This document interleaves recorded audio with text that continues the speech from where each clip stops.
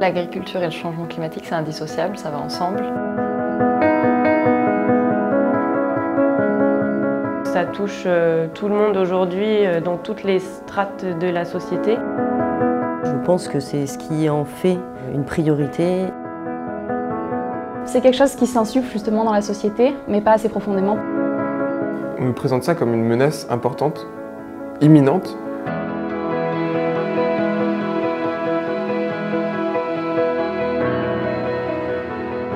Le changement climatique est un problème majeur pour notre société, puisque tous les aléas climatiques qu'elle va engendrer vont avoir un impact sur notre société actuelle qu'on connaît, c'est-à-dire notre manière de consommer, de nous déplacer, de nous nourrir. Ça impacte les humains, mais ça impacte aussi la biodiversité avec une réduction de la biodiversité et du nombre d'espèces présentes sur Terre. Aussi d'un point de vue sanitaire, donc on a le dégel du permafrost où on va avoir une apparition de nouvelles maladies. Donc c'est une menace qui va arriver très prochainement, dont on voit déjà les premiers effets. Mais en même temps, on sent qu'il y a tellement de choses qui pourraient être faites en plus que ce soit au niveau des pouvoirs publics, des gouvernements, même de la société, des gens en règle générale, qu'on va vers de l'avant, mais pas suffisamment selon moi. On a vu que donc, au niveau des jeunes, au niveau aussi des ménages dans leur ensemble et aussi du gouvernement, on a un engagement qui est vraiment croissant. Donc on voit qu'on a la Convention citoyenne pour le climat, on a de plus en plus d'initiatives dans le zéro déchet. Donc c'est quelque chose qui est en train d'augmenter et en train de prendre une place qui est de plus en plus importante justement dans la société. En tout cas, le changement climatique, lui, ne connaît pas de frontières. Après, chaque État, région a ses intérêts à défendre. Mais il faut comprendre aussi qu'il y a des enjeux plus importants que simplement les enjeux politiques classiques. Ce qui me terrifie, je dirais plus, c'est certaines politiques, et notamment avec le gouvernement Trump aux États-Unis qui a refusé la signature de l'accord de la COP21.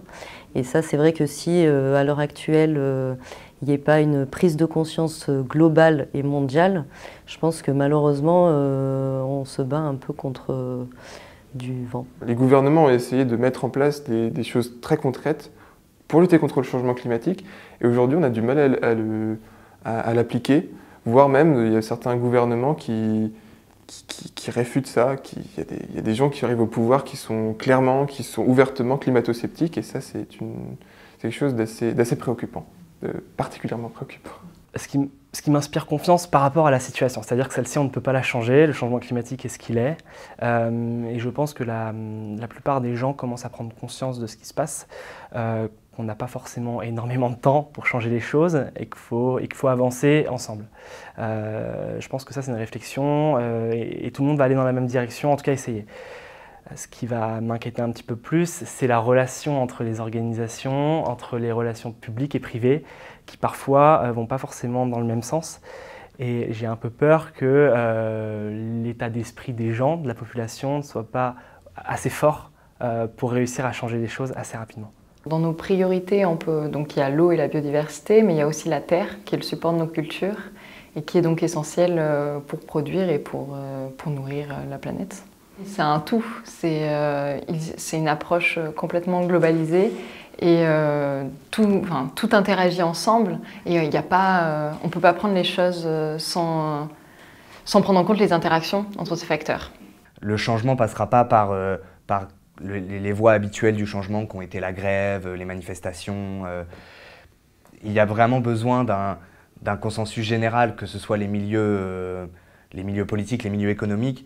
Ce sont eux qui trouveront la solution. Et alors effectivement, les jeunes, ce qui est bien, c'est que ce seront les futures personnes qui seront aux commandes de ces milieux. Je pense qu'effectivement, les jeunes, on en parle de plus en plus, que ce soit autour de nous, on se sent aussi concernés. Dans nos écoles, il va se passer quelque chose notamment sur le gaspillage, sur le recyclage des déchets, etc.